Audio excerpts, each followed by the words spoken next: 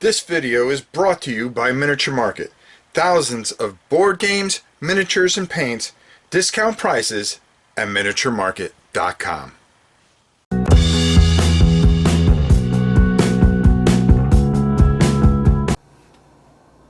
Hey everybody, welcome to another Painting 101. Now last week you saw me working on some of the night gaunts from Warhammer Age of Sigmar, the second edition. Now this is a great set, but my eyes aren't as good as they used to be, and put them together when we were doing our little put together workshop. When I glued a couple of them together, well, guess what? They didn't fit together right. So how do we fix that? Well, I think it makes a perfect episode of Painting 101. And that's, I'm going to show you, even painted and not painted, how you can fill those cracks up, get them to where you want to be, and then paint over them. And really get it so you don't see those seams, because those seams can be quite annoying. And I left those seams so you would see as I was painting, so we can go over them. So we're going to go take a look at that. Let's go down to the table and take a look how to use green stuff.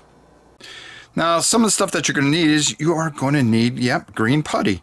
That's right. This fast dry formula really works well for me, and it's from Squadron Products. I like that the best. It seems to work for me, but there are so many different types that you can use. You're going to need a tool that you're going to feel comfortable with. Now, I particularly like this because I can do so many different things with this tool. As you can see, I can get in cracks, and I can use this as a spreader in a lot of ways. Gonna need some napkins, of course, but as you can see that we do have some issues here. So what you need to do, and I'll just back out a little bit, is I like to take a little and just put it onto a piece of paper to work with. And as you can see, I've got a little there, and then from there I'm just going to take my nice little thing here, and I'm going to make sure this is all mixed together pretty good, because usually there's a little excess on the top. And then I'm going to take my model, which is already painted, and just kind of work it into these cracks here. And you can see with these guys you don't have to really worry about it getting in there too much. Now this guy here, there's a nice huge crack there, and let's see if we can get that in there. Yeah, you see that big space there? So we're really going to work on that crack there. And just by taking a little bit of this green stuff, and it doesn't hurt that it also kind of fits into everything that we have here. And you can see I'm just kind of just filling that hole. I'm making sure that that crack is completely filled the way I want it to be filled. And this is an unpainted guy, so when it dries, you're really not going to notice it. And you can see how that just kind of goes in there and just really fills that area. By making sure that you have control of the model, you're always just... See, this tool for me works. Now you guys may use something else. You could use tweezers, whatever. And I got it all in that there was a huge crack on this guy and in the seam. And making sure that the seams are filled is exactly what you want to do. And this guy here, if you remember, we just had a seam on it. It's nice and dry. He's ready for paint.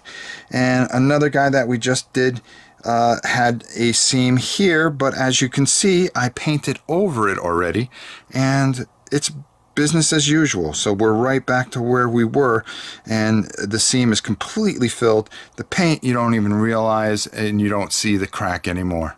And that's exactly how we try to fill seams and give our models that realistic look. If we're going to take time to paint them, hey, why not do the extra effort to make sure that we fill and take care of it. And it's not that hard once you get used to it. Like I said, for me, this stuff works the best. For you, it may be something else. And there's so many different products out there that you can use. But for me, I really like the Squadron products. Check it out. And let's send it on top and get on out of here. Now, some people are amazing at how they use this stuff. It's just some people actually make weapons and things like that out of green stuff.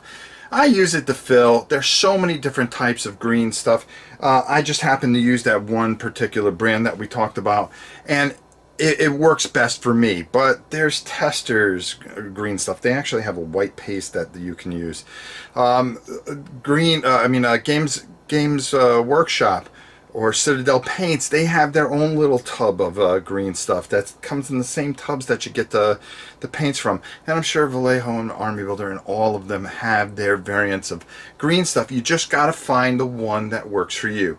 The most important is finding a tool that works perfectly for you, that you feel that you have control, because that's the most important thing, is having control of what you're doing. So that's it for another Painting 101. Until next time, it's your old pal Rob, and we will see you soon.